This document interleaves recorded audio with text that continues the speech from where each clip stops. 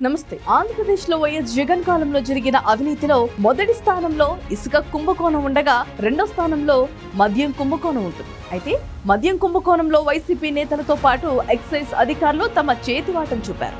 వారిలో ఆ శాఖ ఉన్నతాధికారులు సైతం ఉన్నారు. అందులో భాగంగా వైసీపీ అధికారంలో ఉండగా ఏపీ బేవరేజెస్ కార్పొరేషన్ మాజీ ఎండీగా పనిచేసిన డి వాసుదేవరెడ్డి చుట్టూ ఉచ్చు ముగిస్తోంది. మద్యం కుంభకోణంలో పాత్రధారి వాసుదేవరెడ్డి అని సిబిఐ అధికారులు నిర్ధారణకు వచ్చినట్లుగా తెలుస్తోంది. డిస్టిలరీల నుంచి మద్యం కొనుగోలు, ధరలు నిర్ధారణ వంటి అంశాల్లో వాసుదేవరెడ్డిది కీలక పాత్రగా ఉందని అధికారులు స్పష్టం చేశారు.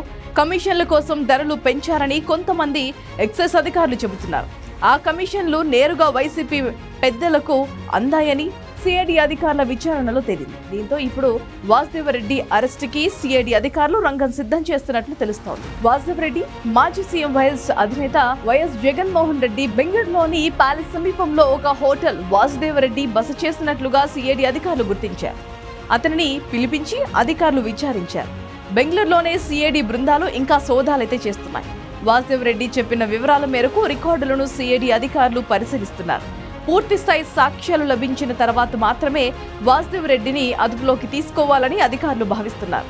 సాక్ష్యాలు లేకుండా అరెస్ట్ చేస్తే బెయిల్ పొందే అవకాశం ఉంటుందని సిఐడి అధికారులు చెబుతున్నారు. పూర్తి ఆధారాలు లేకుండా తొందరపాటు చర్యలు తీసుకోవద్దని ఇప్పటికే సిఐడికి ప్రభుత్వం నుంచి ఆదేశాలు జారీ అయ్యాయి. అందుకే బేవరేజెస్ కార్పొరేషన్ ఎక్సైజ్ అధికారులకు పిలిపించి విచారిస్తున్నారు. రికార్డులను సిఐడి అధికారులు నిశ్చితంగా పరిశీలిస్తున్నారు. ఏపీ బేవరేజెస్ కార్పొరేషన్ ఎండీగా పనిచేసిన Vasudeva Reddy Indian railway traffic service అధికారి. వైఎస్ జగన్ అధికారంలోకి వచ్చిన వెంటనే తాను ఏరికోరి ఆయనను రాష్ట్రానికి డిప్యుటేషన్ పై తీసుకొచ్చారు. కీలకమైన మద్యం అమ్మకాల బాధ్యతలను ఆయన చేతిలో పెట్టారు.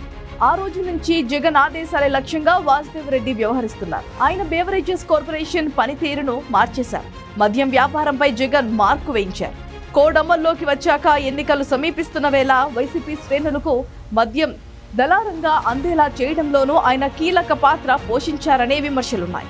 ఎన్నికల్లో ప్రభావం చూపే కీలకమైన మద్యాన్ని వాసుదేవరెడ్డి అధికార పార్టీకి అడిగినంత ఇస్తున్నారంటూ ఇటీవలే పత్రికలు ఎన్నికల్లో ప్రభావం చూపే కీలకమైన మద్యాన్ని వాసుదేవరెడ్డి అధికార పార్టీకి అడిగినంత ఇస్తున్నారంటూ ఇటీవలే ప్రతిపక్షాలు సిఈకి ఫిర్యాదు చేశాయి. దీనిపై ఎన్నికల కమిషన్ స్పందించింది. ఆయనను పక్కకు తప్పించాలని ఆదేశించింది. దీంతో ఏపీ బేవరేజెస్ కార్పొరేషన్ ఎండీగా వాసుదేవరెడ్డిని తప్పిస్తూ ప్రభుత్వ ప్రధాన కార్యదర్శి జవహర్ రెడ్డి ఉత్తర్వులు జారీ చేశారు. సాధారణ పరిపాలన విభాగంలో రిపోర్ట్ చేయాలని ఆదేశించారు.